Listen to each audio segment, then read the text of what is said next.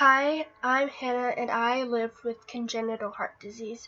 And congenital means, at birth, present at birth, or further on later in life. Like, I don't know, somewhere. So it says present at birth.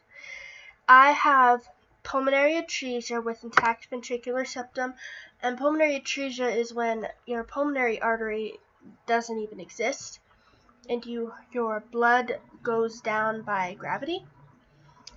And I have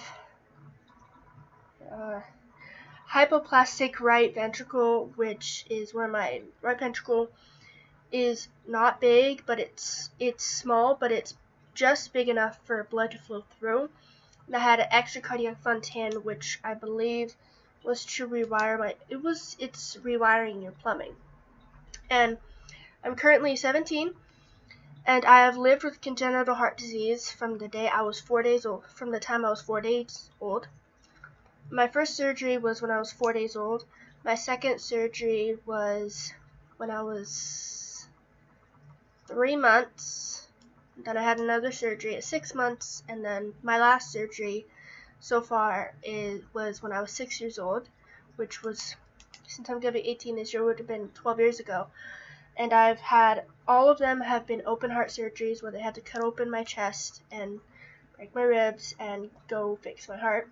And I've had about 20 catheterizations, which is when they take a catheter, they put it up, I believe they say they put it up your leg and do something to your heart. I don't remember. I was 6, so I don't remember all this. My parents tell me this. And sometimes when I tell my friends I have heart disease, they just shrug it off as like okay, you have a heart problem. It's a big deal. And then I get tired very easily, and so whenever I complain about being tired from either walking up a small flight of stairs or getting up or going across a hallway or just going somewhere, they always think I'm using it as an excuse. They say, "Oh, you're just being lazy, you should exercise more." I'm like, I have heart disease. And what they don't understand is I try to explain what it is, but they don't understand it. So basically, my heart works for 2 people. It works twice as hard, it beats twice as fast to keep me alive.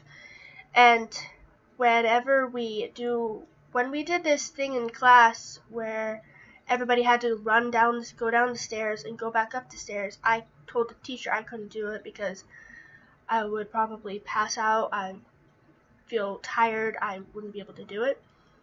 And when we had to listen to each other's hearts or pulses, mine, I said, would probably be half as much as everybody else. Everybody got in like the 120s, in the 100s, and I was in like the 60s and the 70s, which is normal for me. My oxygen actually is at 98.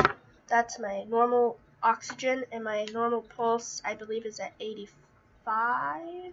My normal pulse rate, I believe, is at 85. And whenever my friends tell me that I'm just being lazy, I just literally want to yell at them because they have no idea what I'm trying to tell them.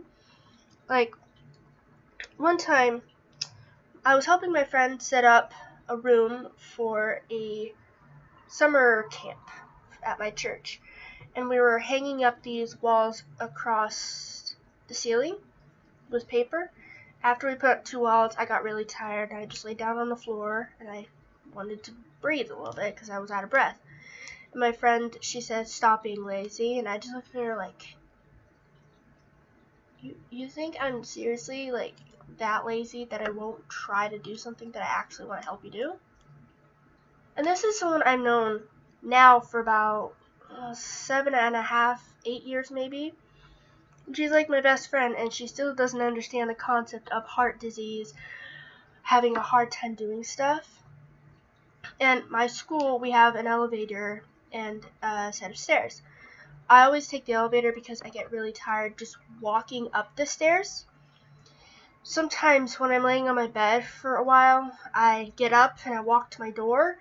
I could feel literally my heart, on this side, my heart's beating, I could feel my heart beating, like without putting my hand on my heart. I could just feel it, the pulse, and it's beating pretty fast, which concerns most of people, which is why I have to get an MRI in a few weeks. But I just want people that don't have heart disease, like they never understood, and my brother never understood really, but my friend Alyssa, she has a little sister who was born with Down syndrome. Now she sort of understands what it's like to have a sibling or a child with a condition that they have to live with for the rest of their life. And I've known people with heart disease that have gotten bullied for having a scar on their chest, for getting out of PE because they couldn't run. And I always whenever I hear friends of mine that have heart disease that say they've been bullied, I always wonder, what was it like getting bullied? Because I was never bullied for having a heart disease, ever. Because I went to a Christian school and nobody ever bothered me, mostly because I chased everybody away, literally. Just every boy that tried to come within 5 feet of me. I was in 2nd grade, and just for those who don't have heart disease, what they need to understand is, if I say I'm tired from walking a certain distance, or if I need to take a break, don't just say I'm lazy, because yeah, you may know me for a few years, but you don't understand what it's like to live without 3/4 of a heart. I always try to explain, but it's hard to. And this girl from my heart camp that I go to said that there's a spoon theory, where you take 10 spoons, you set them out in front of them, and tell them what they do on a daily basis. So if they wake up in the morning, eat breakfast, that's 1 spoon. Put whatever makeup you want on your face, that's 2 spoons. Go for a long walk or something, that's 3 spoons. But when a heart patient does it, it's wake up, get dressed, eat breakfast. That is about probably 3 spoons for me, because I'm tired already. And then I have to go to school and go through, how many hours? 3 or 4 hours now of school. That's maybe 2 more spoons. Then I walk back into my house. I have to do my homework. That's another 2 spoons. What am I at? 3, 4, 5, 6, 7. I have 3 spoons left. Then I have to clean up, partially just get my room all the way I like it, and fix my bed. That's another 2 spoons, and I have 1 spoon left, and I would still have dinner and everything else left, and I would only have enough energy for 1 more thing, and then I'll be just done for the day.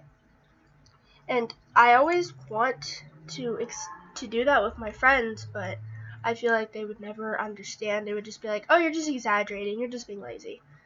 But recently, when I was talking with my friend Sophia, I was telling her how, since I have a Fontana, I might not be able to have kids, and I would probably have another friend of mine, be my surrogate. And she's like, but you could still have kids, right? I'm like, no, I literally can't. I don't even know if I can have kids, but as far as I know right now, I can't have kids. But kids and 17-year-olds are kind of a thing, but not mine. But she kept on insisting that it was fine for me to have a child, be able to have a child. She said, oh, you can just carry it and have a C-section. Listen, my heart already works for 2 people. Having another person inside of me, that's making my heart work for 3 people, 3 times as hard. And then you have another heart you have to keep beating. And just the pressure of that, and most people who have heart disease who were able to have kids, some of them didn't even make it through the birth. There are a few stories where the woman wasn't supposed to have kids, but she managed to have a kid, and they both lived, they were both fine, they were both good. But the way I have it, when I hear about my friends saying oh, when I get older, I want to have kids, I want to do this and that, I'm like, I hope I can have kids. I would love to have a son and a daughter, but who knows if that'll happen. And they always think I'm exaggerating, but I know I'm lazy. Like, I can barely keep my room clean for maybe a week. 3 days. I can barely keep my bed clean for a few days. But none of this has to do with, like, well, it does, but I would try to, like, exercise. I would walk my dogs. I have the Just Dance on my Wii, and after, like, 2 songs, I'll get really tired after it. And I just want, like, I just wish for one day we could switch bodies with my friends, where I have perfectly normal heart, and they have the heart that's hard, that you can't do much with. And, yeah. And so, to anyone who watches this, if you don't have heart disease and you're my friend, please ask me what it's like. Please ask me why I get tired so easily. Don't just assume that I'm being lazy, that I don't want to do it. Sometimes it's for that reason, but not always. And when I went to school, my PE teachers wouldn't give a damn about my heart disease. They would still make me run. They would make me go on the mile. They would make me go up hills, run upstairs. They don't give a damn about my heart condition. I would be so tired at the end of that hour, I would have nothing more to do than have loved nothing more to do than just go lay on my bed. But I had to stay at school for 3 more hours. So if you're my friend and you're watching this, the next time I say I'm tired, or if I need to take a break, please ask me what's wrong, or am I okay, if they need to get me something. Don't just assume I'm being lazy and snobby about it. And for those who aren't personally my friend, if you see me doing the same thing, if I'm out of breath, just ask me what's wrong. Don't just look at me and assume I'm lazy.